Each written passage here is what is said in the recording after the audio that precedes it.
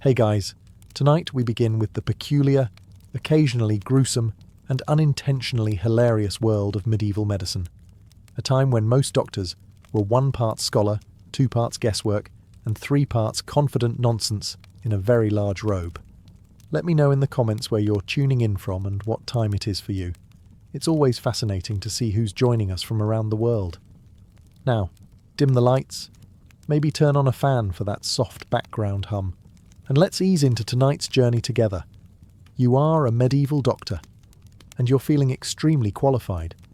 Not because you passed a test, not because you trained under an expert, and certainly not because your treatments work, but because you own a long robe, can pronounce phlegmatic, and have a Latin book that you sort of skimmed once during a thunderstorm. You wake up in your timber-framed home just before sunrise. The air smells like damp straw, candle wax, and the vague regret of last night's onion stew. Your mattress is little more than lumpy hay in a bag. You're 30, which in this era means you're respected, seasoned, and one surprise infection away from retirement.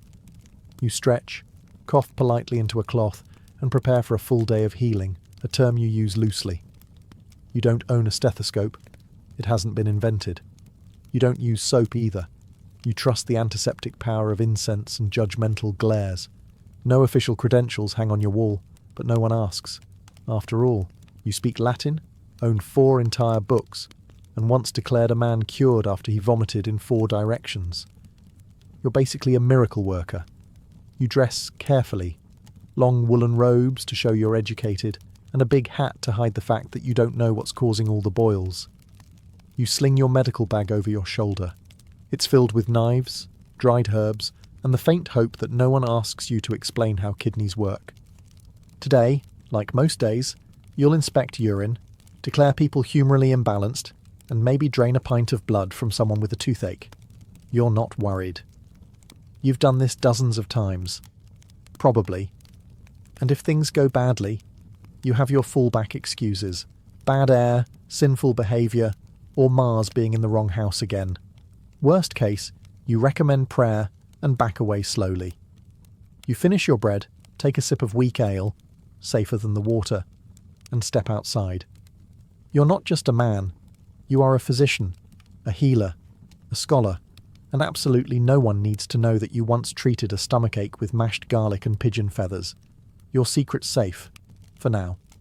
Your day begins, as all great medical careers do, with a goblet of warm pee. Not yours, of course. That would be weird.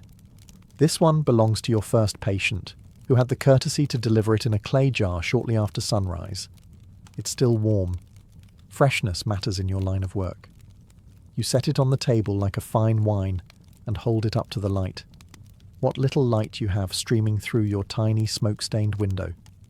You swirl it gently, inhale deeply, and make a thoughtful sound with your mouth that says, "Ah yes, this man is clearly suffering from excess phlegm, and also, possibly, envy?"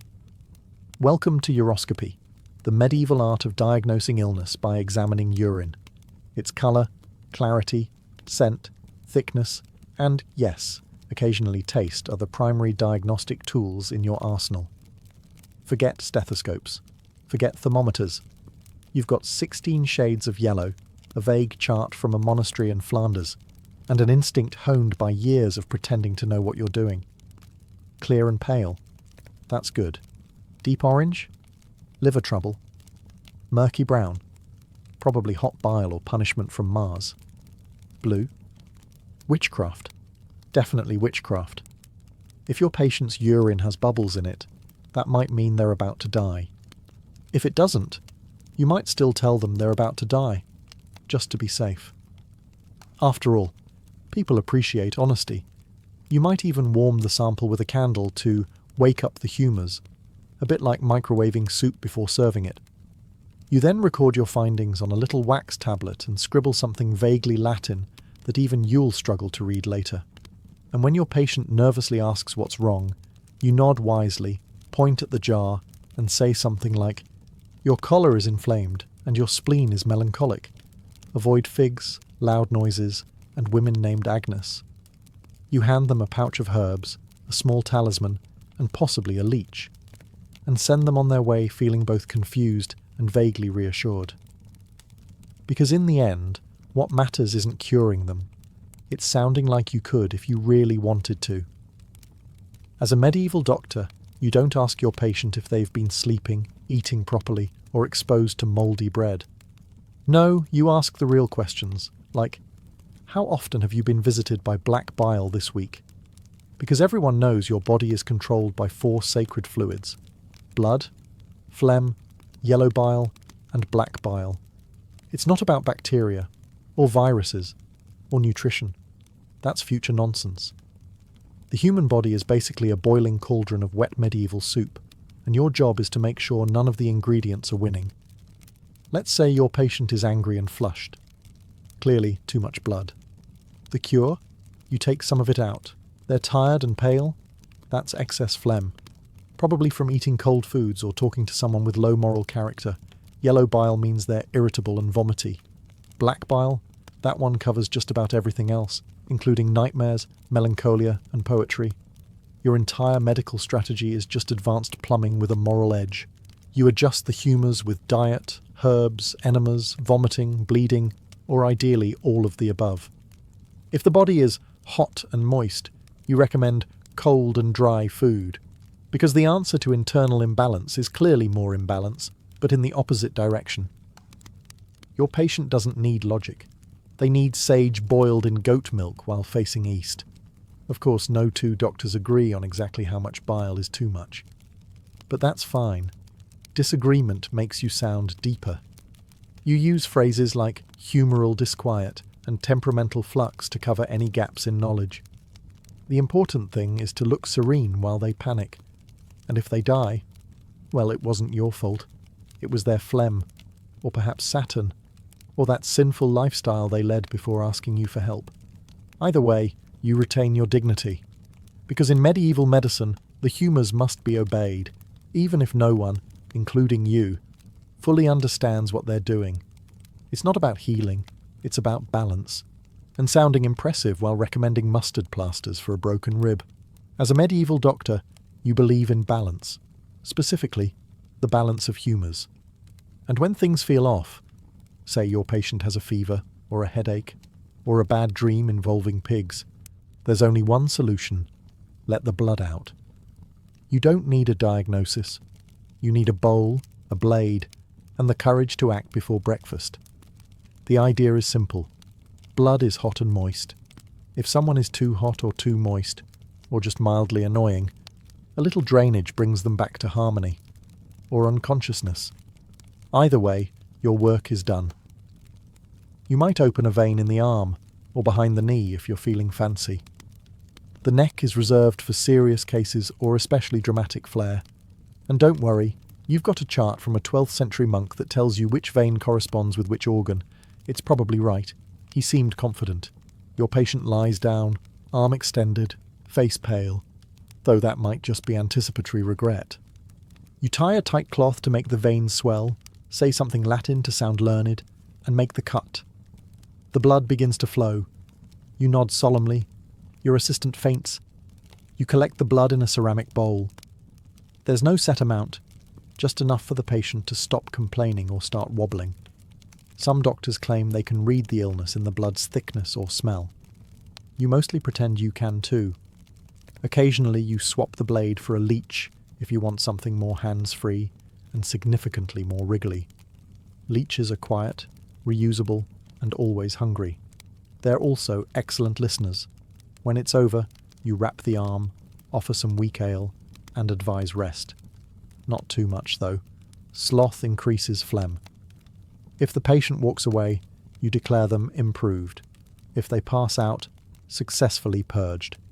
If they die, too late to treat.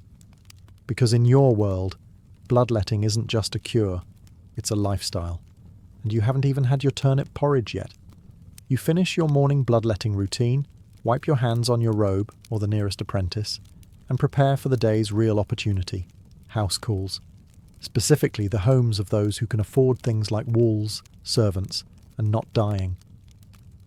Peasants are fine for practice, but they tend to pay in chickens, labour, or a tearful thank you.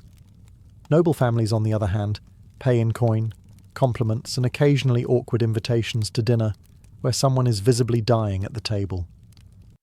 You pack your bag, leeches, ointments, sores, and a collection of dried herbs that all smell vaguely of hay and sadness. You make sure your hat is tall and your robe is heavy. This isn't just about healing, it's about presence.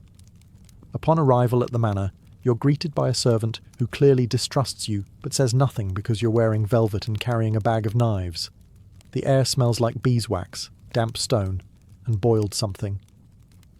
A woman faints in the hallway. No one mentions it. Your patient is lying in a 4-poster bed, surrounded by tapestries and anxious relatives. They've got a fever, a swollen foot, and an overwhelming belief that you're about to fix it with whatever's in that jar. You ask the usual questions. What have they eaten? How often have they bathed? Never. Has Mercury recently crossed paths with Saturn? Then you look wisely into the fire for a full 5 seconds before announcing it's an imbalance of the humours. Probably bile. Definitely not demonic, unless the symptoms worsen on Sundays. You recommend something authoritative. A poultice of crushed mint and powdered snail shell, perhaps. You tell them to avoid cold wind, red meat, or thinking too hard. You prescribe bed rest, which they're already doing spectacularly. Before you leave, the lady of the house presses coins into your hand, hoping you're worth more than the priest who came by last week and just sprinkled everything with holy water and left. You nod solemnly, promise to return, and remind them, if the swelling moves upward, send for you immediately. If it moves downward, send for the priest. You call it a medical bag. Everyone else calls it a reason to flee. Your satchel is heavy, not with hope or healing, but with an alarming collection of objects that wouldn't look out of place in a dungeon. And yet, this is your daily carry. Your medieval doctor's kit, your pride and joy, your portable cabinet of "please hold still." You open it up before each visit like a magician revealing his tricks. Inside, a terrifying blend of sharp, rusty, vaguely holy, and deeply unhygienic. First, your knives. Not scalpels, just honest-to-God knives, sharp enough to open skin, not sharp enough to inspire confidence. One's for cutting, one's for draining, and one you use to spread soft cheese during lunch. They all look the same. Then there are the hooks, for pulling out infected teeth or dislodging things that aren't supposed to be there. You've got saws for amputations, cautery irons for closing wounds with fire, and a trepan. A lovely little drill for opening skulls when someone gets a headache that's clearly the result of spirits trapped in the brain. You carry leeches, of course, stored in a small jar, wriggling with enthusiasm. Each one has a name. You try not to get attached. In a smaller pouch, you keep your ointments and powders, crushed herbs, dried lizard tails, ground antler, maybe some questionable stones someone swore cured stomach ailments. You haven't bothered labelling anything. It's more fun to guess. There's also a urine flask, used for diagnosis and sometimes as a paperweight when the wind picks up your notes. And let's not forget the astrological wheel for determining whether Venus is ruining your patient's spleen.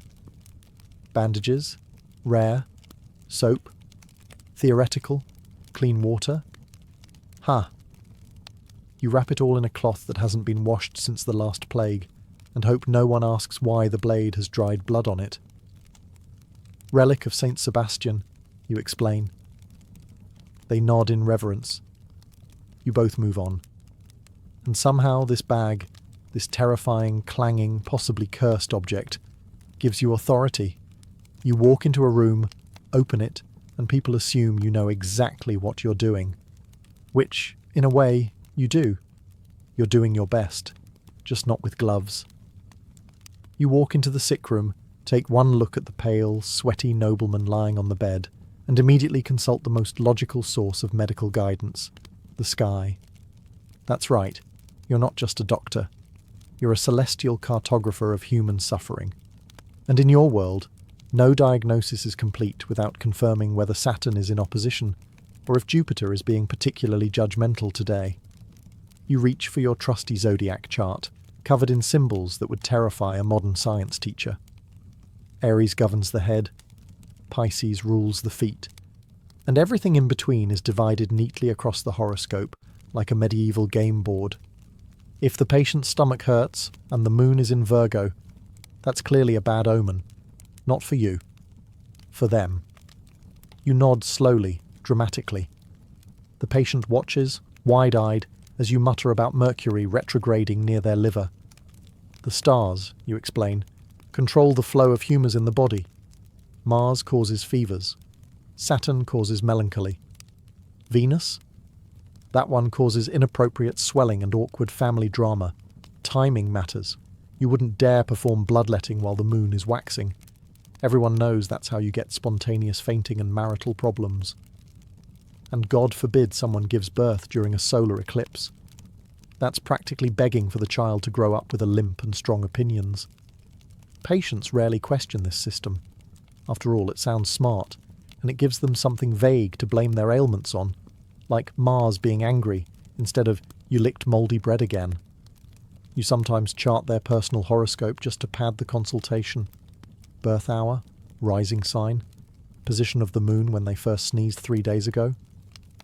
All crucial data points in determining why their shoulder is full of hot bile. And when your diagnosis is complete, you deliver it with reverence. Your phlegm is heavy because Venus is damp this week. No one knows what that means, least of all you. But they nod. They pay. They thank you for your insight. And off you go, celestial wizard of the leeches, ready to heal more souls with nothing but a compass, a candle, and the misplaced trust of the ill. You're about to cut a man open with a knife you also use to slice cheese. Everything is going to be just fine. It's surgery day. Not because the moon is right or the patient's humours are calm, but because the swelling has started to smell like cooked onions and someone finally screamed loud enough to get your attention. You lay out your tools: a dull knife, a bone saw, a rag soaked in wine, and something vaguely shaped like courage. There is no anaesthesia. The patient gets 2 things: a cup of ale and the advice to bite something wooden and think about nice memories. You reassure him with a warm smile and a phrase like, "This may sting a little." It won't. It will sting a lot. You begin cutting. There's yelling. There's shaking. At some point, someone passes out. Hopefully it's not you. Your assistant holds the patient down while also looking like he'd rather be apprenticing to a baker or a corpse. The wound opens, and you do what every medieval surgeon does: poke around confidently and hope for divine guidance. You might remove infected flesh, drain some mysterious pus, or yank out a rotten tooth with something that looks like garden shears. You're not too worried about germs. You don't know they exist. You believe infection comes from bad air, or perhaps moral weakness. Either way, your tools haven't been cleaned since the last procedure, which was on a goat. Maybe. You didn't ask.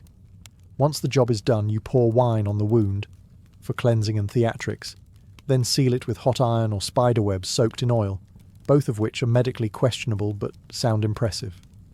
You wrap it in linen and tell the patient to rest. He'll either recover miraculously or die in 2 days. Either way, you did your part. And if anyone criticises your work, you point out that Galen once removed a gladiator's spleen with a bronze hook, and he is still considered a genius. Because in your world, surgery isn't about success. It's about confidence, speed, and the patient screaming slightly less than usual. When in doubt, slap a leech on it. Or several. Or a dozen, depending on how serious you want to look. You've tried prayers, you've tried herbs, you've even tried slicing into people with the delicacy of a butcher on market day. But nothing screams professional medicine quite like applying live worms to a human body and nodding like you understand what you're doing. Leeches are your go-to remedy. The Swiss Army knife of medieval healthcare. Fever? Leech? Headache? Leech. Swollen ankle? Broken heart? Mysterious ghost-related trembling? Leech, leech, and leech. You carry them in a small jar, or as you call it, the squirming chalice of miracles. They're kept damp, moody, and well-fed. Hopefully not too well-fed. No one likes a lazy leech. The patient, of course, is skeptical.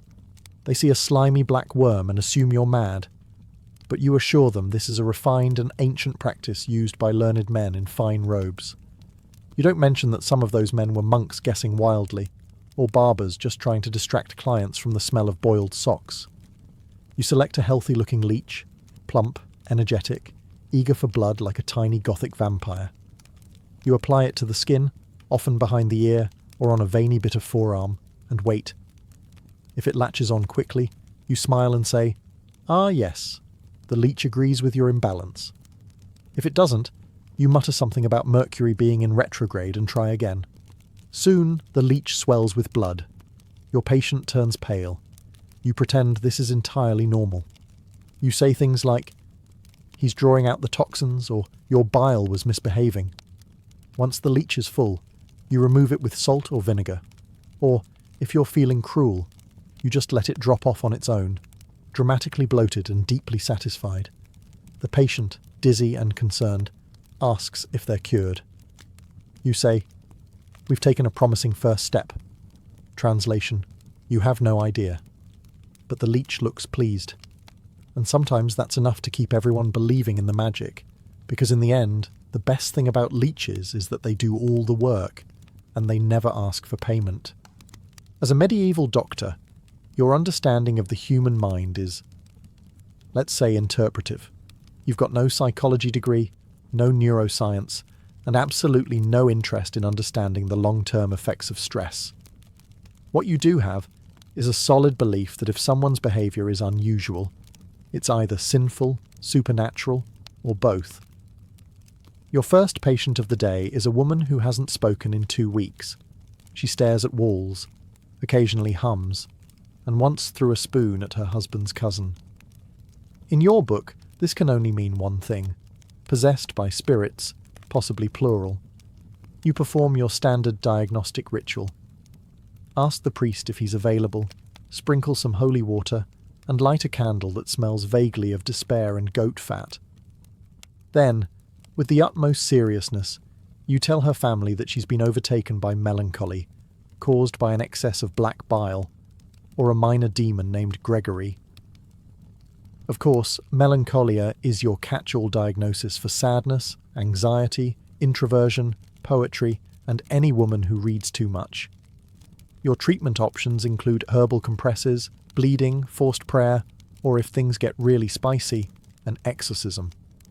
For the truly mad, there's always the monastery or the local madhouse, which is just a glorified barn with a padlock and some hay. There, patients are often treated with cold baths, whipping, and shouted scripture. The theory is simple. If their mind is broken, scare it back into place. Some doctors dabble in trepanation, drilling holes into the skull to release the spirits. You haven't tried it yourself, but you nod respectfully when others mention it. Bold move. Women, of course, get special attention. If one's too emotional, she's got hysteria, caused by her womb wandering around the body like a bored house cat. You recommend calming herbs, a cold compress, and for her to stop thinking so much. Possibly marriage, possibly a pilgrimage. If the patient improves, divine blessing. If they don't, God's will. Either way, your conscience is clear, because in your profession, mental illness isn't a condition, it's a cosmic inconvenience, and your job isn't to understand it, it's to survive it, without catching it. You strut into town with your tall hat and your Latin phrases, fresh from draining a nobleman's elbow. You are, without a doubt, the smartest man alive, or at least within walking distance. But then, disaster strikes. Your patient is also seeing an apothecary. How dare they? Apothecaries are the medieval equivalent of pharmacists, but with more sass and fewer regulations. They grind herbs, boil roots, mix mysterious pastes, and somehow actually help people, which is frankly infuriating. They don't quote Aristotle. They don't carry charts of planetary alignment. They just hand out medicine that smells like regret and actually does something. You, however, are a university-trained physician, or at least you own a book that says so. You don't stoop to manual labour like measuring powders or boiling bark. Your job is to point at the stars, talk about bile, and prescribe vague ideas. Let the apothecary figure out what a cooling tonic with lunar influence even means. Still, patients often trust them. After all, apothecaries live in town, know everyone's secrets, and haven't accidentally bled someone to death this week. Their shops smell of thyme and honey, not singed bandages and clove oil despair. The rivalry is fierce. You think they're meddling herbalists. They think you're an overpaid robe with a god complex. You accuse them of poisoning the sick with folk remedies. They accuse you of charging 4 silver coins to mutter, "Your spleen is rebellious." Sometimes you team up, begrudgingly. You prescribe a treatment so vague it's basically a vibe, and they concoct something that might help, but definitely won't kill. If the patient recovers, you take the credit. If not, you quietly imply the apothecary didn't boil the mandrake root long enough. Of course, neither of you truly wins. The patient ends up poorer, the town gets another health rumour, and the local priest claims it was divine intervention all along. But at least you maintained your dignity. Because in medieval medicine, you don't need to be effective. You just need to be louder, richer, and slightly more terrifying than your competition. You don't need to know how plants work, just which ones make patients slightly less loud. You're a medieval doctor, which means you are an expert in herbs by default. Mostly because everyone assumes you are. After all, you own a book with faded ink drawings of plants, some dried leaves in a pouch, and the confidence of a man who once told someone to eat sage for a leg wound. Today's patient arrives with an issue described as inner churning, which could mean stomach cramps, heartbreak, or possibly demonic influence. You rummage through your sack of mystery flora and decide, confidently, that valerian root should do the trick. Why? Because it smells strong and makes people sleepy. 2 reliable signs that it's doing something. You also keep a stash of wormwood, which you prescribe for digestion, fleas, and people who annoy you. There's nettle for pain, mallow for inflammation, and mandrake, which you only use when you want to look mysterious. It's mildly poisonous, wildly expensive, and vaguely shaped like a person. Perfect for impressing the illiterate. The truth is, you don't really know what each herb does, and neither does anyone else. You go by tradition, vague anecdotes, and whatever the monk down the road swears cured his cousin's goat. You grind, boil, and mash with enthusiasm, all while reciting Latin words to make it feel official. Sometimes you add honey. Not for medicinal reasons, just because everything tastes like wet soil otherwise, and patients complain less when their spleen tonic doesn't taste like punishment. If the remedy works, you nod solemnly and say, "The fever has yielded to the herb's cool nature." If it doesn't, you blame the patient for not believing hard enough. And when desperate, you mix several herbs together and pray one of them cancels out the others. It's a bit like gambling, but with more vomiting. You also insist on foraging your own ingredients when possible, because wild herbs are clearly stronger, or at least dirtier, which adds to the rustic charm. In the end, your herbal cures are 30% tradition, 20% guesswork, and 50% bluffing. But hey, at least they don't scream when you hand them a cup of tea. No matter how much leeching, bleeding, or herb mashing you do, you are never truly alone in your medical career, because the church is always lurking, like a very concerned parent, or a nosy neighbour who just happens to control your entire worldview and political structure. Your patient has a fever? You can try a poultice, but first you should probably check if they've confessed their sins. Coughing up blood? Sounds like divine punishment. Best send for the priest before you even think about opening your apothecary pouch. Healing is fine, as long as you don't outshine God. You've been warned before. That one time you cured a nobleman's gout with vinegar and hot rocks, people said it bordered on sorcery. That time you suggested the stars might influence digestion, heresy adjacent, and when you briefly considered experimenting with cadaver dissection, you might as well have suggested talking to trees. Of course, the church has its own ideas about healing, namely prayer, relics, and occasionally touching bones wrapped in gold. You don't argue. You just sigh quietly and make room for the priest to sprinkle holy water on your patient while you stand there holding a jar of mashed garlic and shame. Sometimes you even team up.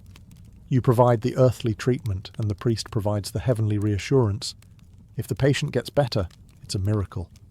If they don't, well, God's mysterious will, and maybe you need more incense. You've learned to work around it.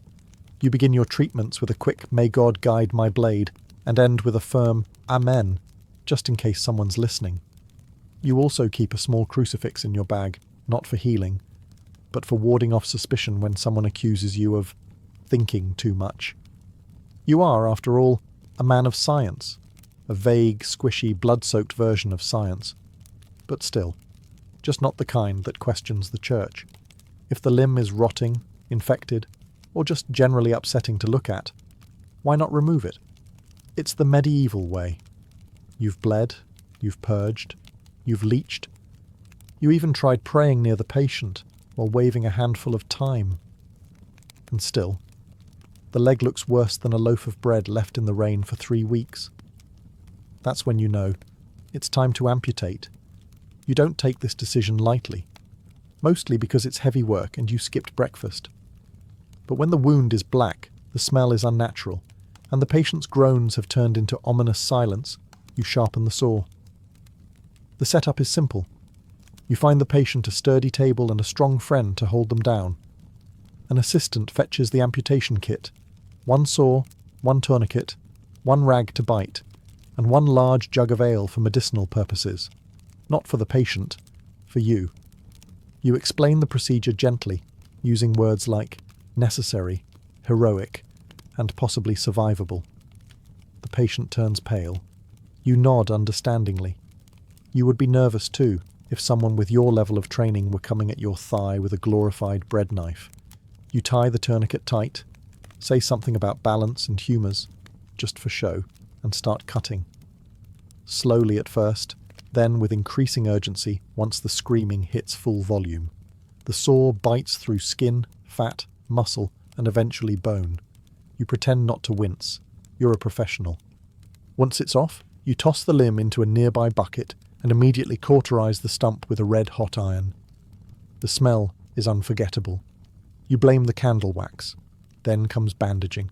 You wrap the wound tightly with linen, and a silent hope that infection won't set in by sundown.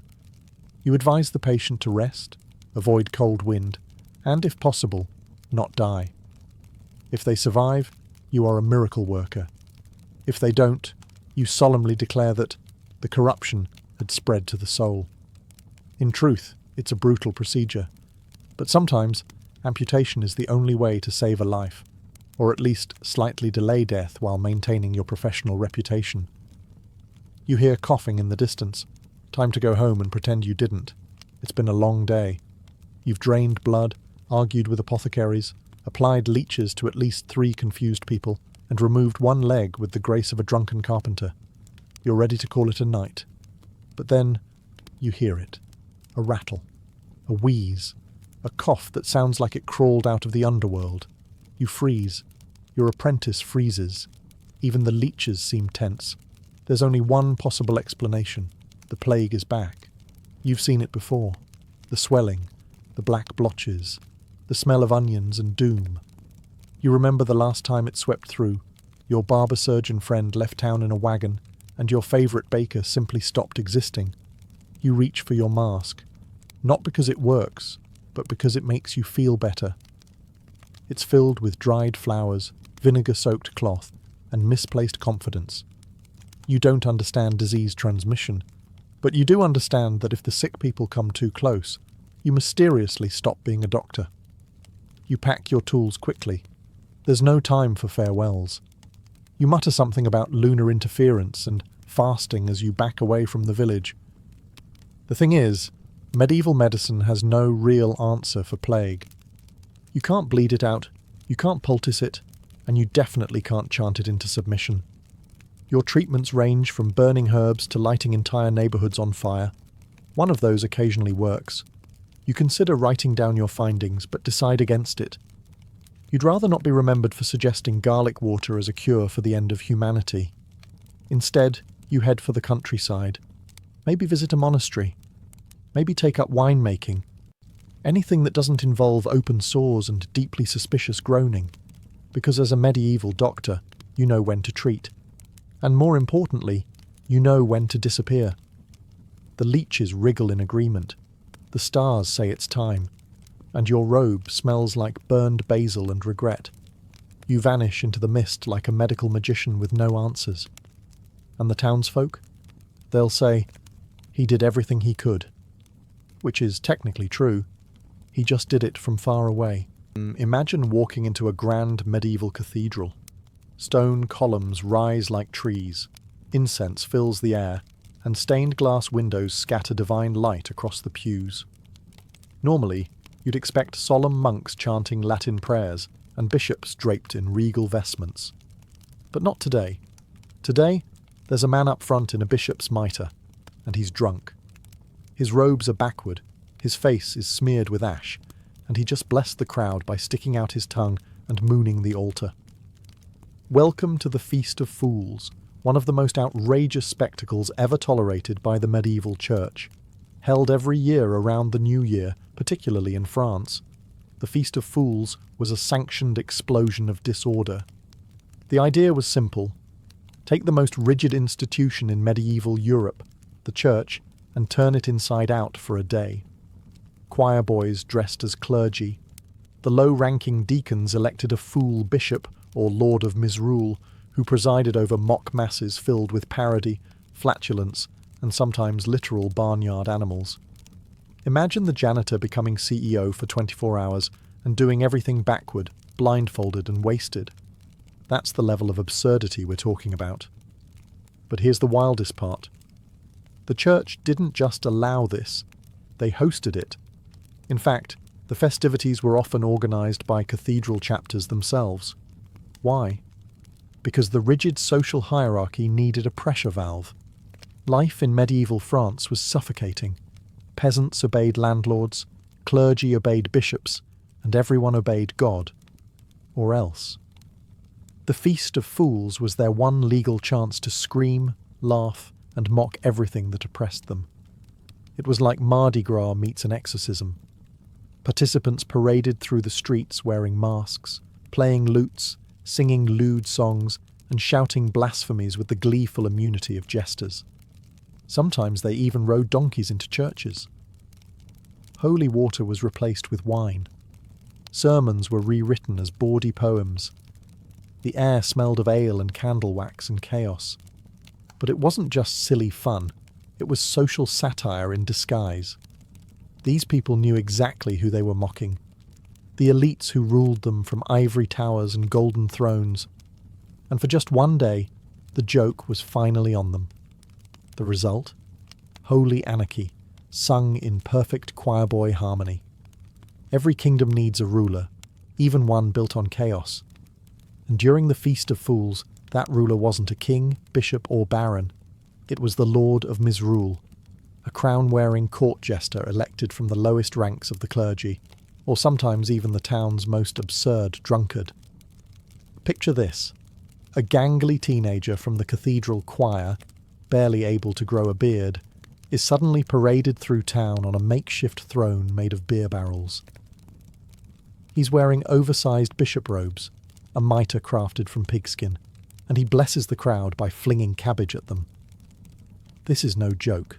This was tradition. The Lord of Misrule was the living embodiment of reversal. Everything serious became farce. Everything sacred, profane. He would oversee fake processions, reverse rituals, and outrageous parodies of Christian rites. The gospel was read backward. Incense was replaced with smoke from burnt shoes, and in place of holy chants, participants howled, snorted, and even meowed like cats. The people loved it. He had full command over the town for the day, leading mock ceremonies and satirical sermons that would make a modern-day stand-up comic blush. His court included other clowns, jugglers, and disorderly clergy who may or may not have been completely sober. They handed out fake indulgences, held drunken trials, and sometimes staged mock excommunications of authority figures, all with roaring applause. What made this dangerous and thrilling was how close it danced to blasphemy. But that was the point. This wasn't mindless chaos. It was targeted rebellion wearing the mask of fun. In fact, the choice of a low-ranking youth or peasant as the ruler wasn't accidental. It was a satirical jab at the divine right of kings and the sanctity of bishops. By electing someone absurd, the people weren't just laughing, they were exposing how ridiculous the real power structures could be. If a choir boy could wear the robes and mimic the sermons, how divine were they really? Church authorities often tried to suppress the festival's worst excesses, but never quite succeeded. The Lord of Misrule kept returning, year after year, drunker and louder than ever. Because as long as society had rigid rules, the people would crave a day to break them. You walk into a cathedral expecting solemn hymns and stern faces. Instead, you're greeted by a man in a donkey mask, braying from the pulpit, while a half-naked monk juggles communion wafers in the aisle. Welcome to the heart of the Feast of Fools, where the sacred space became a stage, and no line was too bold to cross. During the height of the festival, actual church interiors, those awe-inspiring echoing vaults, were overtaken by raucous parody. Not just outside in the town square, but right inside the belly of Christendom. The choir boys danced, the canons shouted obscene jokes, processions featured participants dressed as women, animals, and even demons. It was divine theatre in full collapse. But the most iconic spectacle?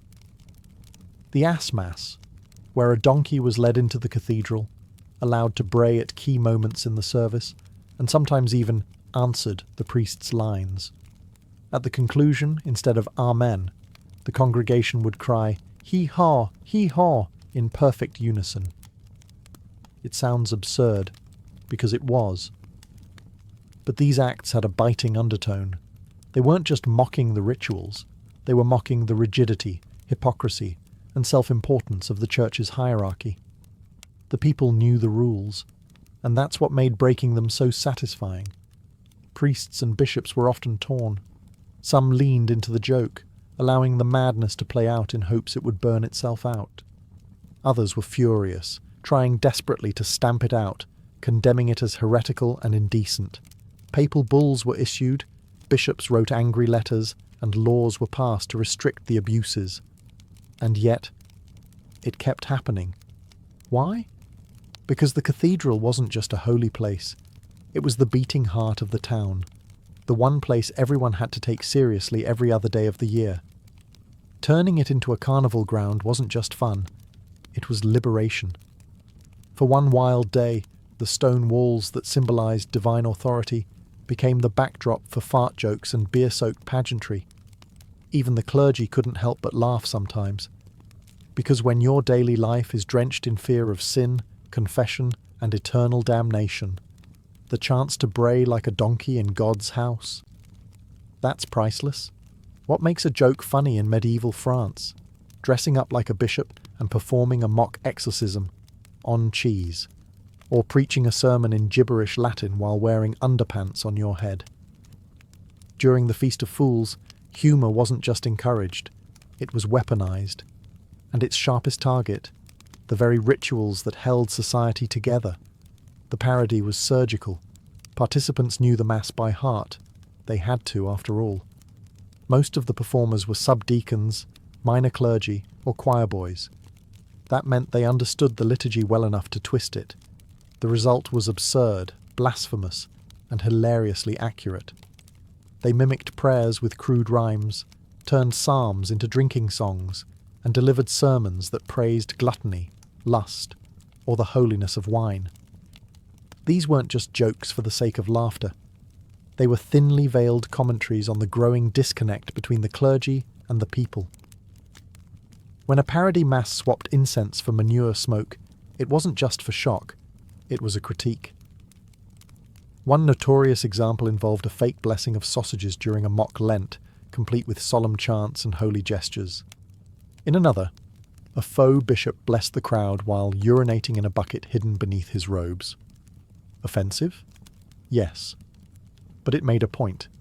If the church claimed spiritual superiority but indulged in earthly vices, why not call it out? Mock relics were paraded through the streets. Chicken bones, boots, or pig's teeth, treated as sacred objects and venerated with exaggerated devotion. The participants were saying quite loudly, "We know what you're doing and we can do it too." To the average viewer, it was gut-busting. To the church, it was a crisis. Yet this mockery was also a form of participation. It proved that even in their rebellion, people remained deeply engaged with religious life. They cared enough to mock, and they mocked because they understood. It was a backhanded kind of devotion, a way to wrestle with divine authority using laughter instead of obedience. But not everyone laughed. Church officials increasingly viewed these performances as spiritual poison, blurring the line between parody and heresy, and as centuries passed, their patience wore thin. Still, for those who performed it, the feast was more than mockery. It was medicine, laughter in the face of a system too rigid to bend. For a festival so outrageous, so vulgar, and so obviously unholy, you'd expect the church to shut it down instantly, right? And yet, for centuries, they didn't. In fact, some of the very people who ranted about its wickedness on Sunday helped organize it on Monday. Why? Because the dirty secret of the Feast of Fools was this: the clergy needed it too. Life inside the church wasn't just candles and scripture. It was grueling, joyless, and full of pressure. Many clerics entered the ranks young, took vows of chastity and obedience, and spent their days reciting prayers, copying manuscripts, and maintaining rigid routines that could break the spirit. The Feast of Fools offered a rare release valve. For one day a year, even priests could throw off the suffocating robes of piety and let their hair down, sometimes literally. Many subdeacons and low-ranking churchmen were expected to participate. Some even looked forward to it.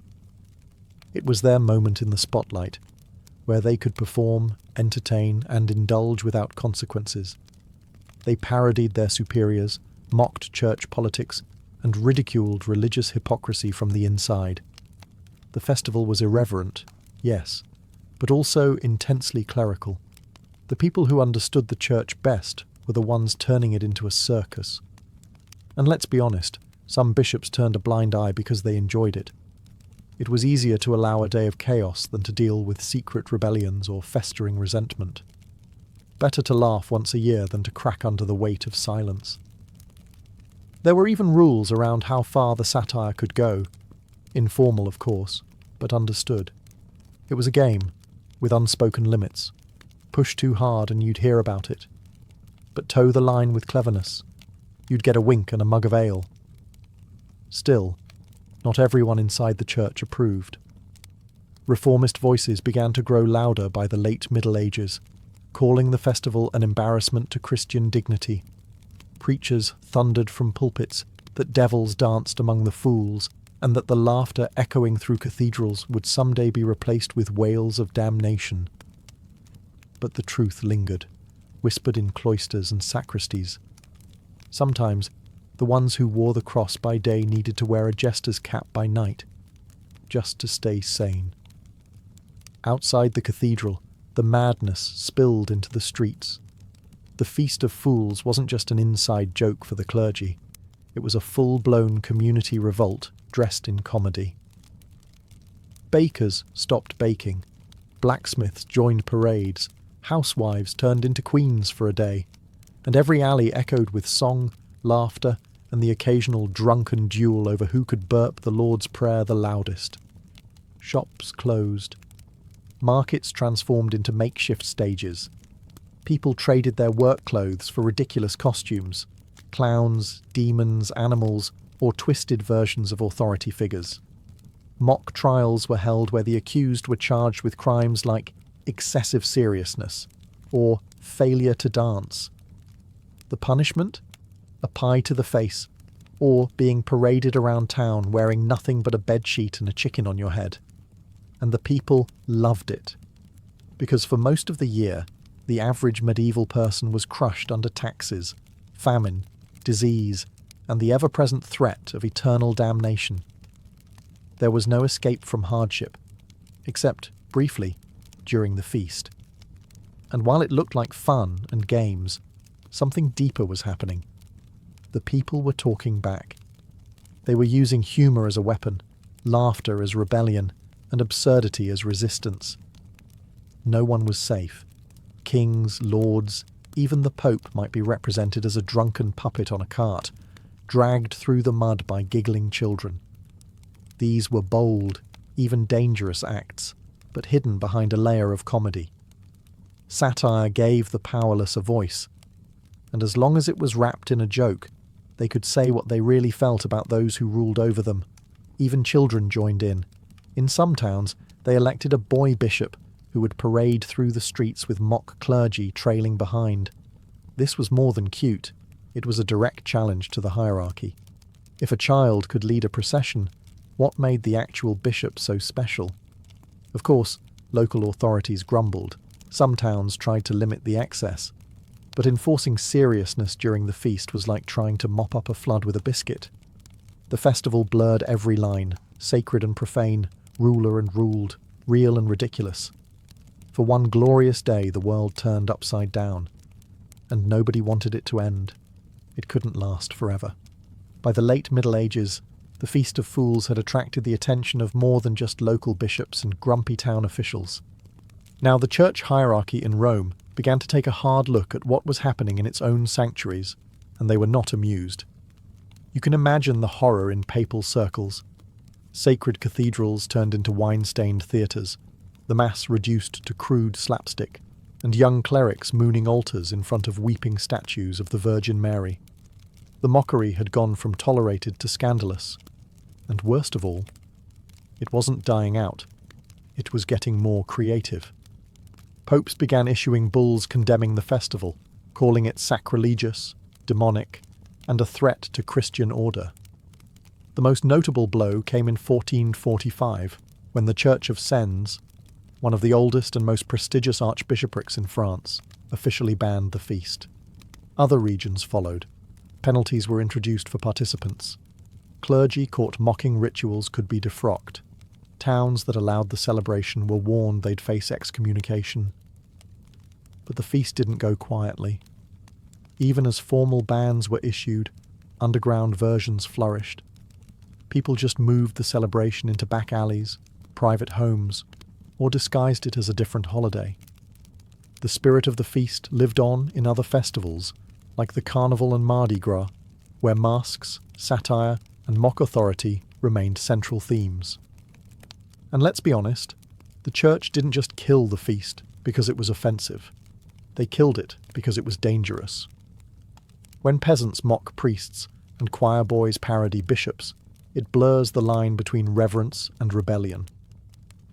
Laughter may seem harmless, but in a rigid world, it's a weapon. It pokes holes in the sacred aura of power. And once you've laughed at something, it's hard to fear it the same way ever again. By the 1600s, the Feast of Fools had largely disappeared from official calendars. It was no longer blessed, no longer sanctioned, no longer safe. But its legacy lingered. The masks, the chaos, the laughter, all of it would reappear in different forms. Because you can suppress a festival, you can ban a tradition, but you can't kill the idea that sometimes the fool sees the truth more clearly than the priest. So, the church cracked down, the cathedrals fell silent, and the Feast of Fools faded from public record. But if you think the spirit of the festival died out, think again. The fool just changed his costume. As the Middle Ages gave way to the Renaissance, the feast's energy oozed into new corners of culture. Theatre, carnival, satire, and masked pageantry. In fact, if you've ever seen a Mardi Gras parade or watched a Shakespeare play where the court jester speaks truth to power, you're seeing the long shadow of the Feast of Fools. The medieval fool wasn't just a clown. He was a symbol of inversion, a walking critique of the establishment. He said the unsayable, mocked the untouchable, and danced in the face of solemnity. That tradition lived on, no longer inside churches but in taverns, town squares, and travelling troupes. Even the church, ironically, borrowed from the fool's toolbox. Jesuit plays and morality dramas started using humour, irony, and role reversal to teach spiritual lessons. The same tools once used to ridicule the mass were now being reabsorbed to strengthen it. Funny how that works. Meanwhile, in secular Europe, the carnivalesque became a cultural force. Writers like Rabelais, with his grotesque humour and upside-down worlds, carried forward the feast's irreverence. Court jesters continued to lampoon kings. Masquerade balls let nobles pretend to be beggars, and beggars pretend to be gods, if only for one night. In this way, the feast didn't vanish. It decentralized. It splintered into dozens of traditions, each carrying a sliver of that old madness. The laughter moved from the altar to the stage. The masks moved from cathedrals to carnivals, and the message, question power, laugh at pomp, invert the world, remained intact. It also had a more subversive legacy. During revolutions in France and beyond, satire became a political weapon again. Songs, cartoons and performances mocked kings and clergy just like the fools once did in the nave of Notre Dame.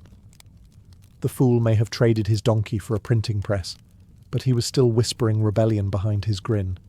Because the Feast of Fools wasn't just a holiday, it was an idea that laughter can be sacred, mockery can be meaningful, and for one day, just one day, the world doesn't have to make sense.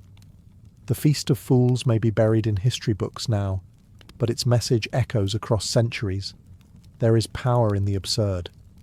For one brief, gleeful day, the mighty were mocked, the sacred was spoofed, and the powerless seized control, not with swords but with laughter.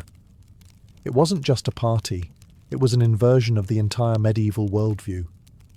In a time when hierarchy was divine, where everyone had a place, king, bishop, peasant, priest, the feast asked a dangerous question. What if the whole system was a joke?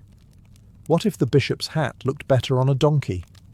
What if the peasants made better popes? Of course, the very reason the feast worked was because it ended. Everyone knew the clock would strike midnight.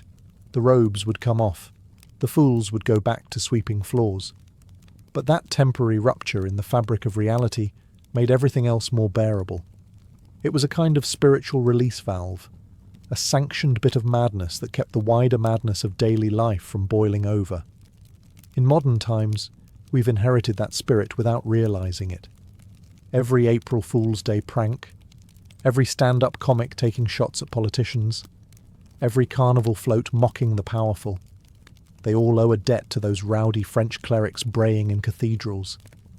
Even in digital culture, the legacy lives on. Memes, parody accounts, and viral videos that mock CEOs, governments, and billionaires. These are the spiritual descendants of the feast. Different tools, same impulse, same laughter. Because sometimes the only way to survive a world built on power, fear, and control is to turn it upside down, to laugh in the face of authority, to make fun of what we're told we must revere. And that's what the Feast of Fools gave medieval Europe, a reminder that kings are mortal, bishops are human, and nothing is too sacred to be laughed at. In the end, the fool was never just a clown. He was a mirror, held up to the face of power.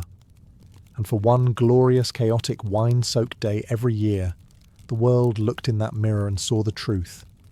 Not holy, not perfect, just human. Imagine receiving an invitation sealed with the papal crest, delivered by a liveried servant on horseback.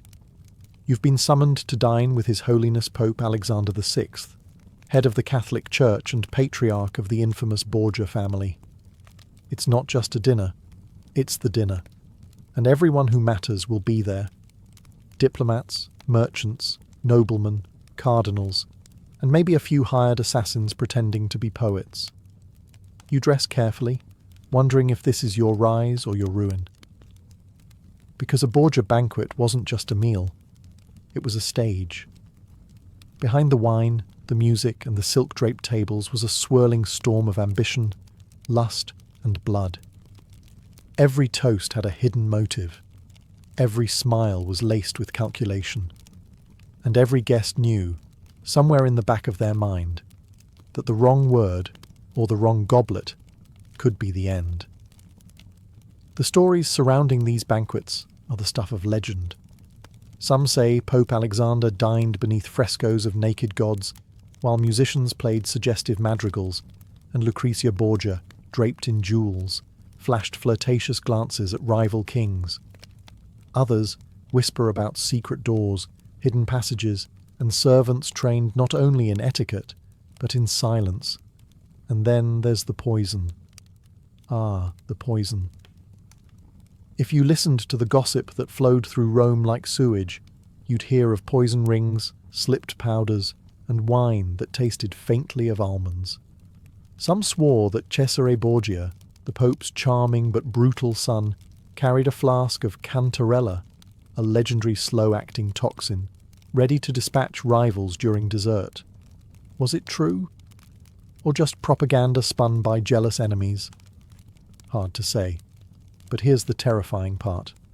No one could be sure. And that uncertainty, that was the Borgia genius. They cultivated an aura of menace wrapped in velvet. A guest might dine on pheasant stuffed with truffles while locking eyes with the man who ordered their cousin's murder. And everyone smiled. Because refusing an invitation from the Borgias was more dangerous than accepting it. A Borgia banquet wasn't simply hosted, it was engineered. Every course, every candle, every flute of wine was meticulously chosen to overwhelm the senses and blur the line between admiration and intimidation. These were not meals. They were performances of power, meant to dazzle the eye, seduce the mind, and quietly remind guests exactly who ran Rome. Start with the setting. High-ceilinged halls dripping with tapestries. The floors scattered with rose petals, and tables set with gold-encrusted plates that once belonged to defeated kings. Perfumed air wafted through the room, heavy with incense, myrrh, and the spiced aroma of meat slow-roasted for hours. The light wasn't from torches. It came from chandeliers lined with Venetian glass, casting a warm, otherworldly glow over everything. And the food? Obscene. Boars stuffed with pheasants stuffed with figs and almonds, figs soaked in honey and imported cinnamon. Entire ships of oysters hauled in from the coast, still fresh enough to twitch on the tongue. Dishes were stacked high, not to be eaten, but to be admired like art. Guests were expected to feast with their eyes first, then surrender to excess. But this wasn't gluttony for gluttony's sake, it was strategy. By feeding their guests like gods, the Borgias controlled them. No one is ready for war when their stomach is full of roasted crane and candied citrus. And the wine. Oh, the wine. It flowed from fountains, chilled with snow brought down from the Apennines, served in goblets etched with the Borgia bull. Waiters refilled your glass before you realized it was empty. Toasts rang out constantly, to the Pope, to Rome, to beauty, to peace. But behind the raised cups, eyes watched. Who drank? Who hesitated? Who paled after that third sip? Musicians played throughout. Lutes, harps, drums. Sometimes entire choirs were hidden behind curtains, their voices rising like ghosts during dessert. Dancers performed in near-transparent gowns, drawing blushing applause from cardinals. Jugglers tossed flaming knives.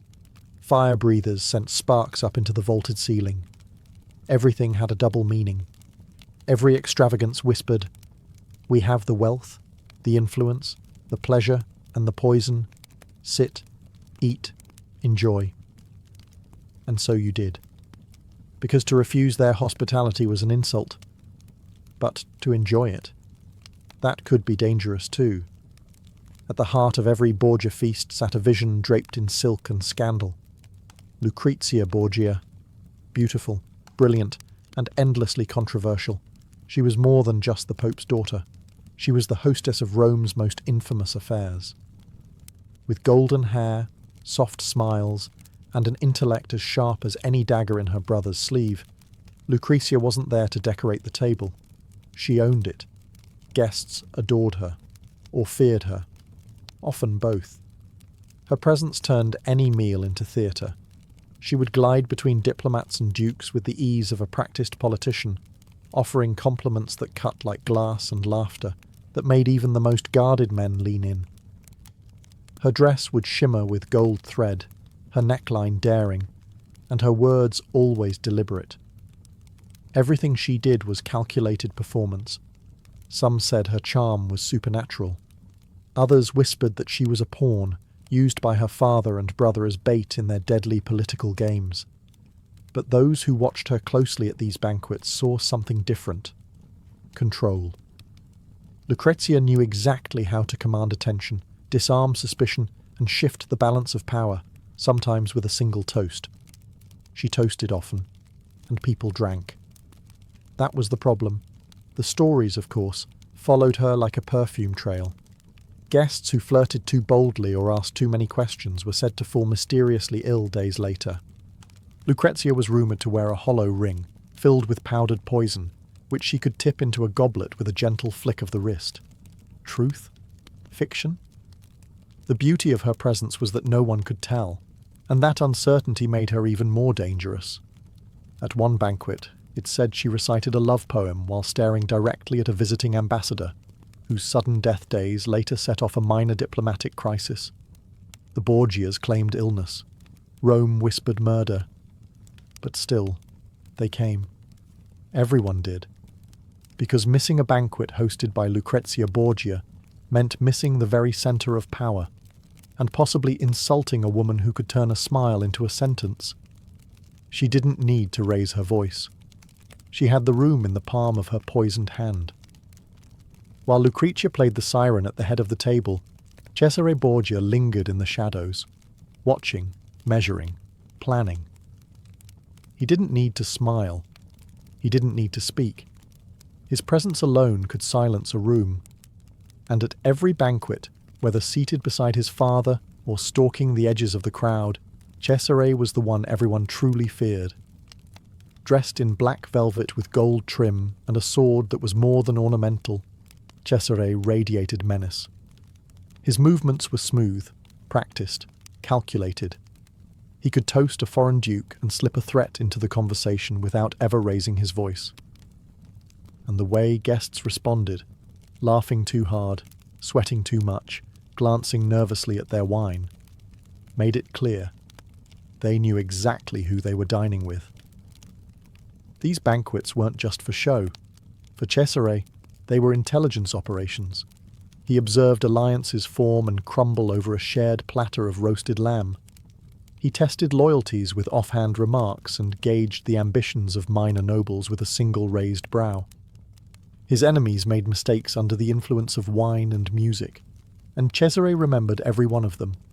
There were tales, of course. A guest who left a feast, whispering rebellion, and was found in the Tiber the next morning. A noblewoman who refused his advances and was promptly married off to a cousin with a hunting accident reputation. Coincidence, perhaps. But around Cesare, coincidence felt like strategy. At one infamous banquet, Cesare reportedly orchestrated the seating chart to place two rival envoys side by side, then watched them nearly come to blows over a spilled goblet. As they bickered, he made his move, signing a secret treaty with a third guest across the room. By dessert, one was disgraced, one was exiled, and Cesare had gained a fortress. He preferred action to words. But when he did speak, it mattered. A quiet nod from Cesare could signal a shift in a political alliance, or the delivery of poison. You never knew. And that was the point. Because at a Borgia banquet, the danger wasn't in the food, it was in the man watching you eat it. Among all the rumours that haunted the Borgia banquets, one refused to die. Poison. Elegant, silent, and utterly deniable, poison was said to be the family's favourite dish, served with charm, swallowed with compliments, and discovered far too late. If you were unlucky enough to receive an invitation to dine, the first rule was simple: watch your wine. Whispers of a secret toxin known as cantarella filled the streets of Rome. Supposedly black, odourless, and laced with arsenic, it could be slipped into a goblet without altering the taste. Victims didn't clutch their throats or fall over during dessert. No, they would leave the banquet smiling, then collapse a day or two later, groaning in agony as their insides burned. It was the perfect crime, untraceable and delayed, and who was blamed? Often no one. Or if suspicions were raised, there was never proof. Just rumours. Convenient deaths. Strategic timing. Stories abounded. A cardinal who blocked the Pope's plans died after sipping wine from a silver chalice. A rival banker who challenged Cesare's financing vanished after a dinner toast. One nobleman, terrified of Borgia hospitality, brought his own food taster, who, according to legend, dropped dead before the main course. Were these tales exaggerated? Perhaps. But that's the genius of fear. You only need to believe it might be true. Even the serving vessels were suspect. It was said that Lucrezia Borgia wore a hollow ring capable of releasing powdered poison with the flick of a wrist. Others believed Cesare carried a diamond-studded flask filled with liquid death, always within reach. Whether fact or fiction, the rumours gave the family power. Guests who feared the poison were just as controllable as those who were actually poisoned. Because poison didn't just kill, it silenced dissent. It made people compliant, nervous, easily manipulated, and most terrifying of all, it made every glass of wine a gamble. You couldn't refuse a drink, that would be an insult. You couldn't show fear, that would mark you as weak. So, you toasted, smiled, and prayed that your name wasn't already crossed out in some shadowy Borgia ledger. Because at these banquets, it wasn't just about who had the sharpest tongue or the grandest gift. It was about who lived to tell the tale. If there's one Borgia banquet that truly burned itself into the scandalized memory of Europe, it was the night of the Banquet of Chestnuts, a gathering so depraved, so theatrically obscene, that even Rome blushed. Held in October of 1501 within the private chambers of the Vatican, it was not just a dinner. It was a spectacle of calculated debauchery, orchestrated by Cesare Borgia and sanctioned, if not delighted in, by his father, Pope Alexander VI. Contemporary sources, including the often-quoted diarist Johann Burchard, describe the event in shocking detail. 50 courtesans, hand-picked for their beauty, were brought into the hall and instructed to undress as the evening progressed. Their task? To retrieve chestnuts scattered across the floor, using only their mouths. The watching guests, many of them clergy and nobility, sat atop velvet cushions with goblets of wine in hand, tossing coins and insults in equal measure. The floor glittered with candlelight and sin. Food was served as the entertainment unfolded, whole roast pigs, glazed fruits and spiced custards, all passed around as the room descended into something more orgy than feast. But this wasn't mindless indulgence. Not for the Borgias. It was a performance of power, a deliberate breaking of every moral and religious law within the very walls of the papal court. The message was clear. We answer to no one, not the Church, not God, not Rome. Cesare allegedly handed out prizes to the men who performed best that night, measuring virility like battlefield valor. Lucrezia's involvement is debated. Some say she watched, others claim she orchestrated part of it, still others suggest she wasn't even present.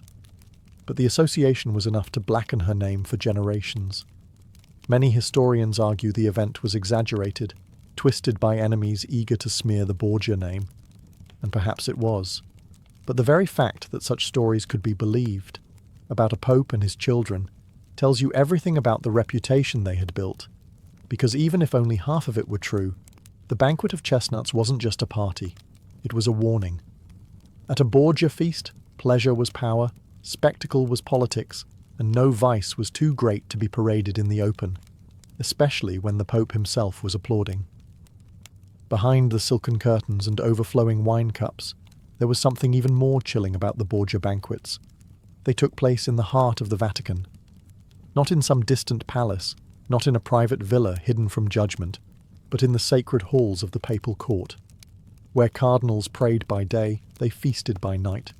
Where saints were honoured in marble, sinners danced beneath chandeliers. This wasn't hypocrisy. It was strategy. Pope Alexander VI, born Rodrigo Borgia, understood one thing better than any of his predecessors. Appearances were everything, so he made sure his were unforgettable.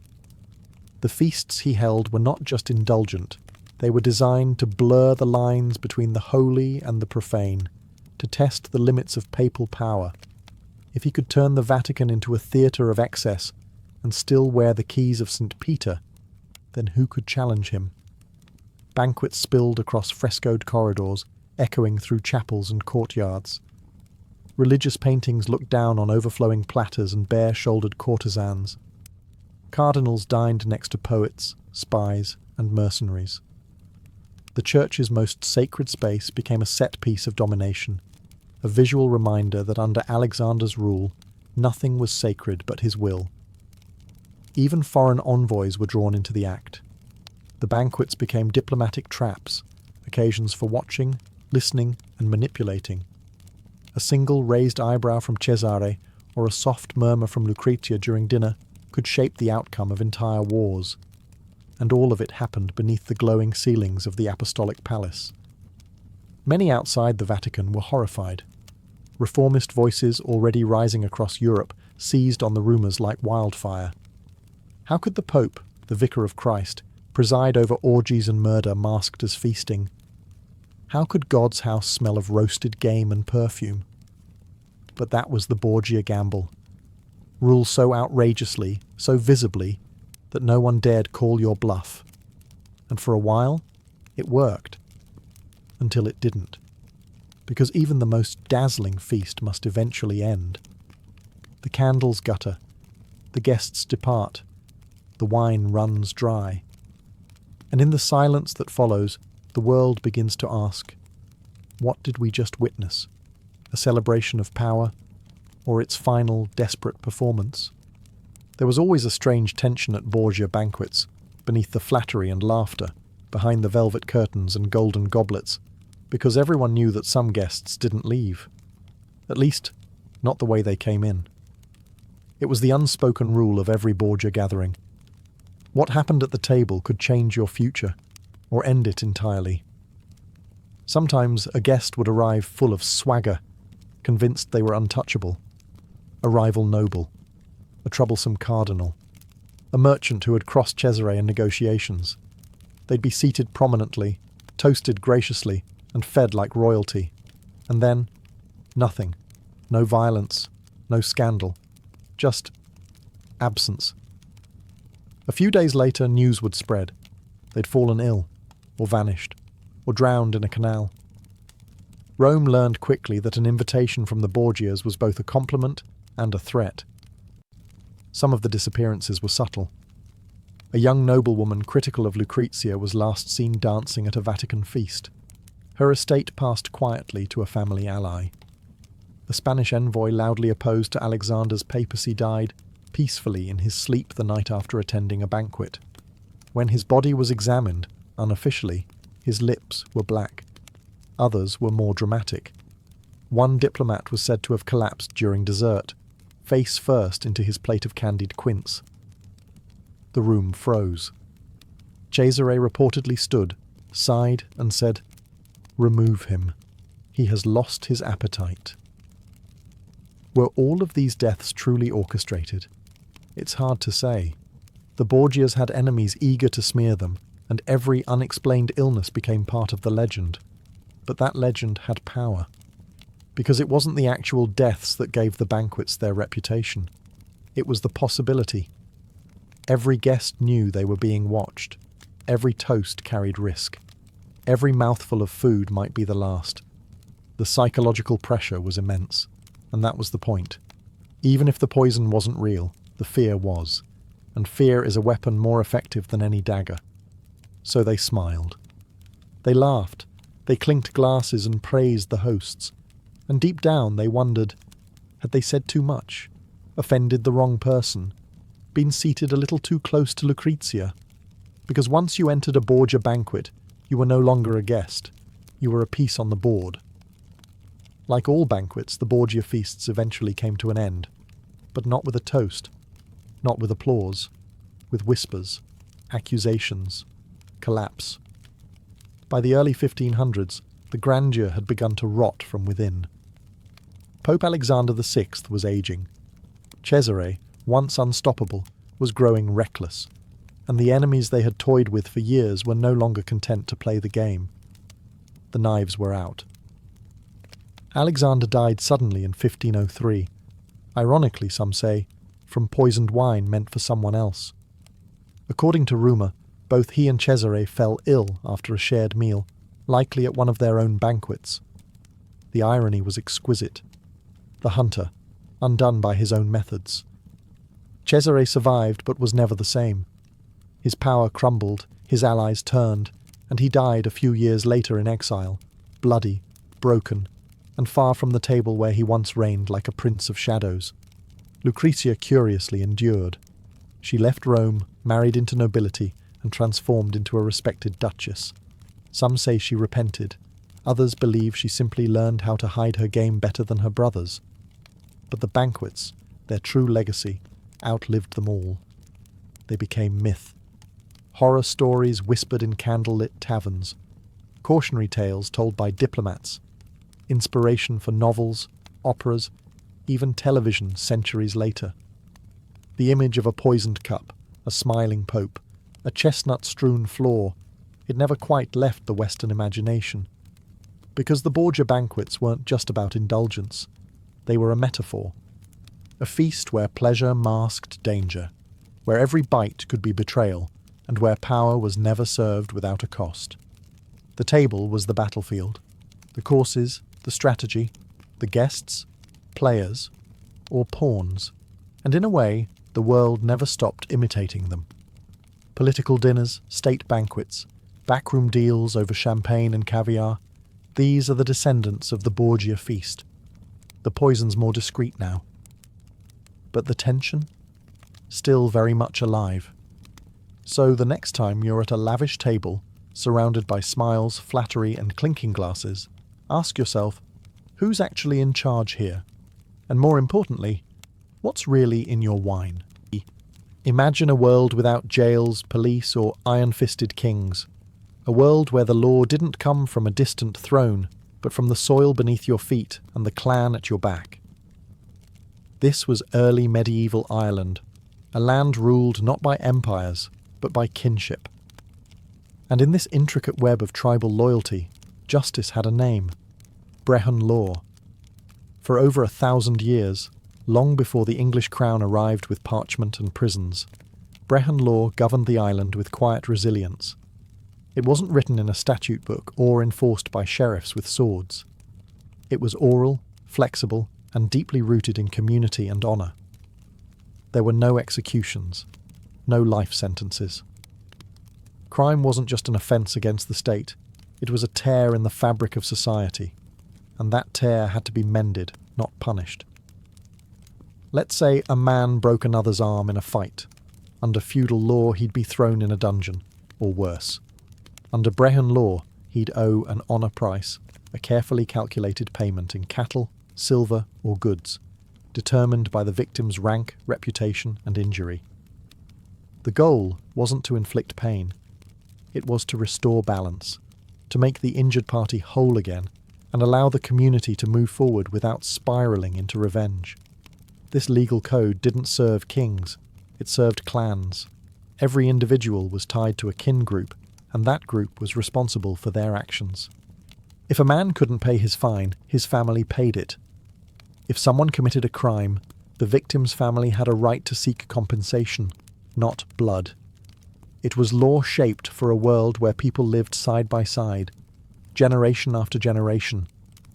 You couldn't just eliminate your enemies. You had to learn to live with them. At its core, Brehon law wasn't about dominance. It was about coexistence. It recognized that in a tight-knit, honour-bound society, maintaining peace was more valuable than flexing power. Justice wasn't a cold decree. It was a communal negotiation, a balancing act designed to keep the tribe whole. This was justice by consensus. Law without a gavel. A system not of punishment, but of reckoning and repair. And for centuries, it worked. In a land without courthouses, you didn't take your case to a judge. you took it to a Brehon. And no, a Brehon didn't wear robes, pound gavels, or shout, "Order in the court."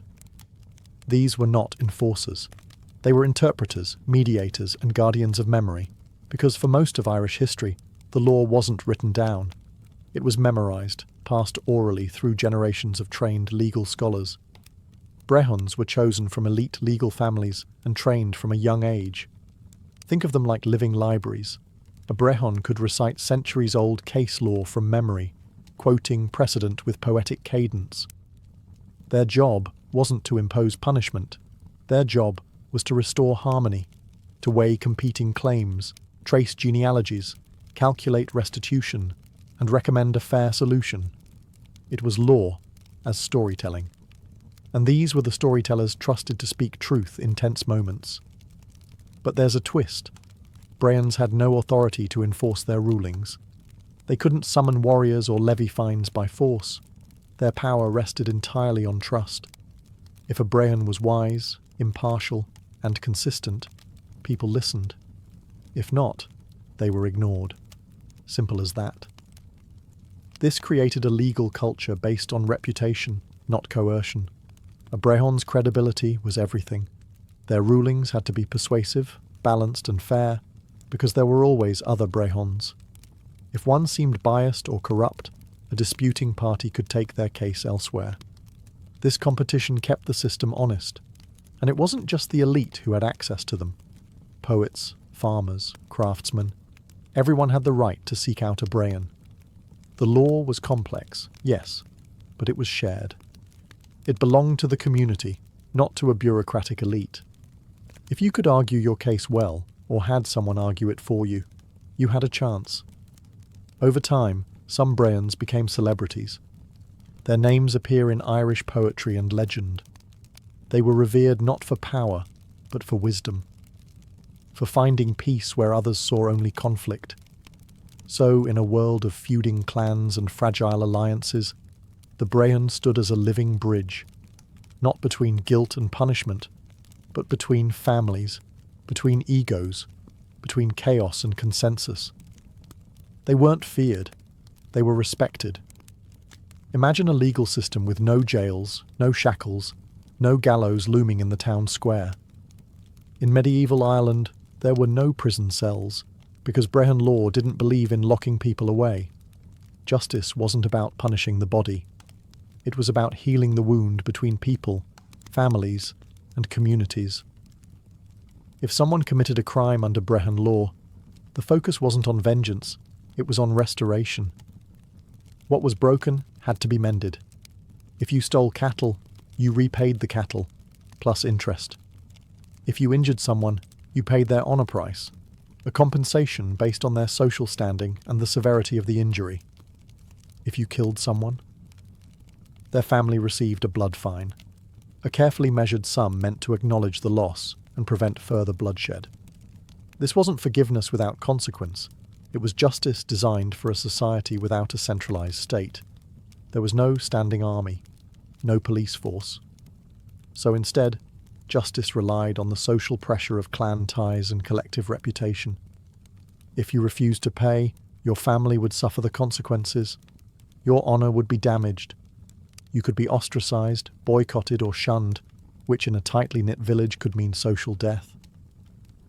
Brehon law was about maintaining harmony in a world where feuds could spiral out of control. It recognised that revenge only fed more violence. So instead of eye for an eye, it built a system of measured repayment. A wrong was not erased, but acknowledged and balanced. The wound didn't vanish, but it was closed. It also meant that justice moved quickly. There were no endless trials, no years-long imprisonment. Disputes were heard, resolutions reached, and payments made. The goal wasn't to remove people from society. It was to keep them in it, accountable to their actions, but still part of the whole. And remarkably, it worked. For centuries, Ireland functioned under this restorative model, long before modern ideas of restorative justice would be discussed in courtrooms around the world. The Brehons understood something that modern systems still wrestle with. Justice isn't just about rules, it's about relationships. So while castles in Europe were building dungeons, The Irish built a legal system that asked not how can we punish the offender, but rather how do we restore the peace? In a world where most medieval legal systems treated women and the lower classes as afterthoughts or property, Brehon law stood apart. It wasn't modern, it wasn't perfect, but compared to feudal codes elsewhere in Europe, it was startlingly progressive. In Ireland, under Brehon law, even those without swords or titles had a voice and rights. Let's start with women. Unlike in much of medieval Europe, Irish women under Brehon law could own property, inherit land, and divorce their husbands. A wife could reclaim her dowry if a marriage ended, and she wasn't automatically placed under her husband's control. If her husband mistreated her, or simply didn't perform his domestic obligations, she had legal grounds to leave him. There were even categories of marriage where both partners retained equal control of assets. Women could also enter into contracts, take disputes before a Brehon, and have their honour price, the value placed on a person in legal compensation, calculated independently of their husband or father. In short, a woman had legal standing. That didn't mean complete equality, but it meant she was more than a footnote in someone else's legal narrative. And the law didn't stop at gender. It extended protections to artisans, poets, the poor, and even the disabled. Poets and bards, for instance, had specific honour prices based on their rank within the poetic tradition. A blind man could not be struck without serious legal consequences. The poor couldn't be fined beyond their means. If they couldn't pay in cattle or silver, arrangements might be made in labour or goods. Why so inclusive? Because Brehon law was based on balance and status within a tribe, not wealth or conquest. Everyone had a role, and that role came with responsibilities and protections. Even the seemingly powerless were still part of the equation. This wasn't about charity. It was about maintaining social harmony. If the weak were abused, the community fractured. So the law gave them tools, not to dominate, but to defend their dignity. In a time when justice elsewhere often meant might makes right, Brehon law offered a different vision. A legal system that didn't just ask who has power, but who belongs. And in early Ireland, the answer was everyone. In medieval Ireland, marriage wasn't sealed with rings and church bells. It was negotiated like a business deal, often over a table filled with ledgers, livestock, and lineage records. Under Brehon law, marriage was a contract, and like any good contract, it spelled out who owned what, who owed what, and, crucially, what would happen if everything fell apart. Forget one size fits all. There were 10 different types of marriage in Brehon law, ranging from equal partnerships to temporary arrangements. Some unions were between social equals, where property was pooled and divided fairly if the couple split. Others were more unequal, say, if a woman married into a wealthier clan, but still protected her personal property rights. A woman brought a coibche, a bride price, and a dowry might follow, but she didn't lose everything to her husband upon marriage. If the relationship ended, both parties retained their original property. Anything acquired jointly was divided according to the terms of their union. That's right, early medieval Ireland had prenups, and since wealth was measured in cattle, so were settlements. A divorce might result in 15 cows going one way, 10 the other, and 2 being held as security against future disputes. Inheritance, too, was handled with care. Children from different marriages had claims, and legitimacy was often based more on public acknowledgement than church doctrine. But marriage wasn't just romantic. It was political. Clans used it to build alliances, forge peace, or consolidate land. The legal structure made sure these unions were more than just symbolic. They were binding contracts, enforceable under Brehon law, with clear expectations and legal recourse. Consent was important. While arranged marriages were common, forced marriages were not legally valid unless both parties agreed, especially once puberty was reached. And if either spouse was infertile, neglected the household, or committed persistent infidelity, the other could seek a legal dissolution. All of this was settled not by priests or kings, but by Brehons, who calculated the fairness of each case based on custom, social standing, and precedent. In Brehon law, your name was your currency, literally. Every individual had what was known as an honour price, a legal valuation of your social standing. It determined how much compensation you'd receive if someone wronged you, and how much you'd owe if you wronged someone else. It wasn't based on wealth or land. It was based on status, role, and reputation. Think of it like a living credit score for your dignity. A chieftain had a high honour price. So did poets, brehons, and master craftsmen. A farmer or freeman had a more modest one, but it still mattered. If someone insulted you in public or struck you in anger, they owed you compensation equal to your honour price. And if you committed a crime, the fine you paid was based not just on the harm caused, but on who you were and who your victim was. It was a deeply personalised justice system. No flat rates, no blanket sentences. Everything was measured in social and economic weight. And this meant that honour was more than pride. It was legal tender. Protecting your reputation wasn't about vanity. It had real financial consequences. Gossip, slander, and public insults weren't just rude. They were actionable offences. If someone called you a thief or questioned your lineage without proof, they could be forced to pay you in cattle, silver, or goods. And repeat offenders? They could see their own honour price reduced, a kind of social downgrade that made every future interaction more costly. This also made lying in legal disputes incredibly risky. If you gave false testimony and it was discovered, you didn't just lose face. You lost legal credibility, and that meant your honour price dropped, and with it, your ability to defend yourself, claim restitution, or participate in community agreements. But there was an upside too. You could raise your honour price through service, loyalty, and contribution to your clan. A respected warrior, healer, or wise elder could elevate their legal worth simply by living honourably. In short, Brehon law turned justice into a moral economy. Your actions weren't judged by a faceless court. They echoed through your social world. Break trust, and it cost you. Keep your word, and it paid. Because in early Ireland, your good name was everything. To understand Brehon law, you have to understand what people in early Ireland valued. Spoiler: it wasn't castles, coins, or crowns. The real power rested in land, cattle, and kinship. 3 pillars that shaped every legal decision, contract, and judgment in the Brehon world. Land wasn't privately owned the way we think of it today. Instead, it was held collectively by the clan, or fine. Families worked the land, passed it down through generations, and guarded it fiercely. Individual members had usage rights, not ownership. So if you left the clan, you lost your access. This meant land wasn't just about agriculture, it was about belonging. Your legal standing was inseparable from your place in the tribe. Cattle, meanwhile, were currency, wealth, and livelihood all rolled into one. Everything from dowries to fines was measured in cows.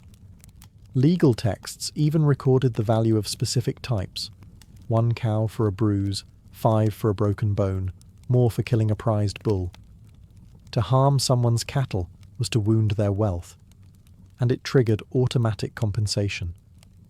This wasn't just bookkeeping, it was social glue. Every transaction, every legal settlement was designed to keep the community in balance. Cattle weren't hoarded, they circulated, acting as both restitution and alliance-building tools. Giving cattle wasn't losing wealth, it was investing in peace and obligation. And then there was kinship, the invisible thread tying it all together. Under Brehon law, you were never alone. Your actions reflected on your family, and your family stood behind your debts.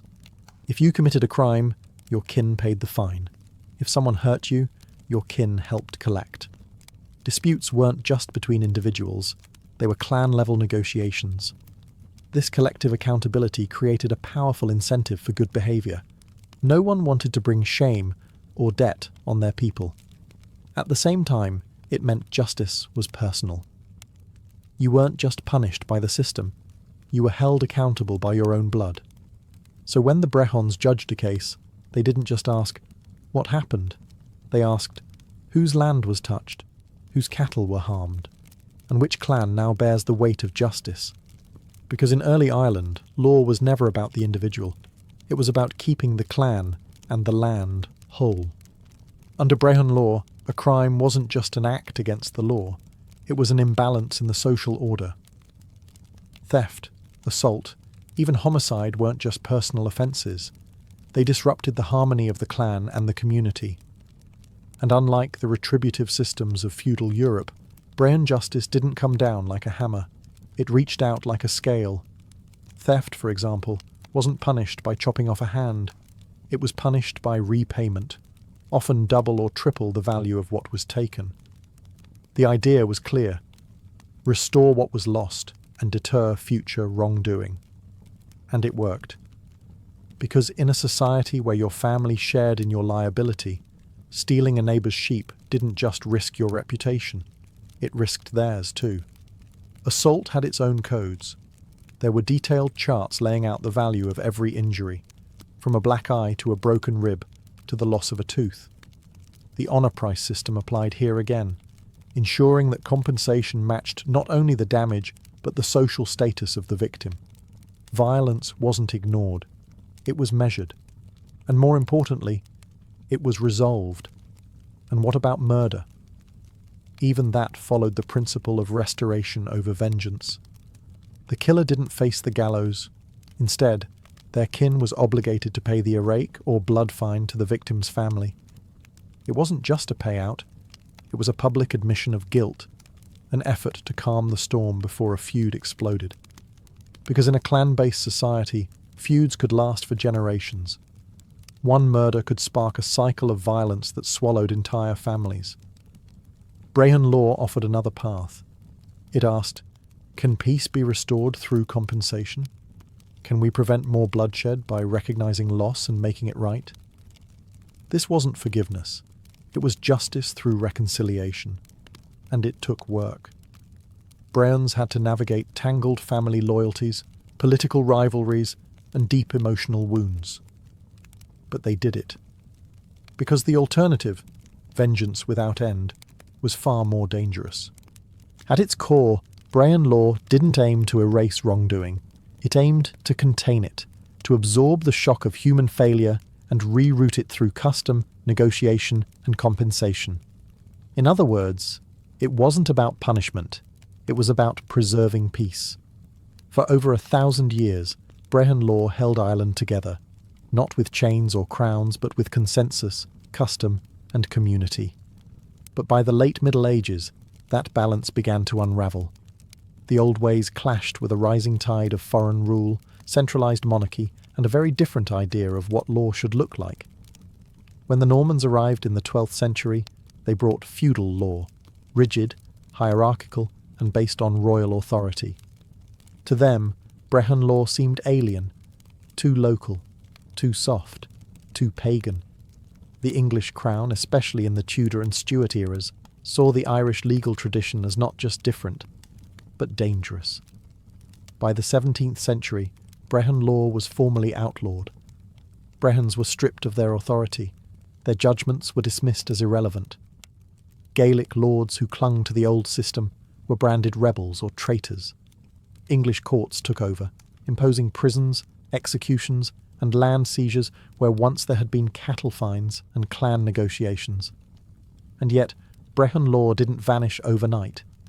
In rural areas, especially in the west of Ireland, people continued to settle disputes the old way. Secret arbitration, community resolution, and honour-based compensation persisted in the shadows, even as English judges wore wigs and wielded the king's justice. Folk memory held tight to the idea that justice could be about balance, not domination. In modern times, Brehon law has made a quiet comeback, not as a living system, but as an inspiration. Scholars study it. Activists invoke it. Restorative justice movements, both in Ireland and abroad, look to its principles of repair over revenge as a model for building better, more humane legal systems. Because Brehon law reminds us that justice isn't just about enforcing rules. It's about preserving relationships, restoring dignity, and rebuilding trust. It tells us that law can be local, it can be flexible, it can be deeply human. And in a world still struggling with mass incarceration, endless litigation, and impersonal courts, the wisdom of early Ireland has something to say.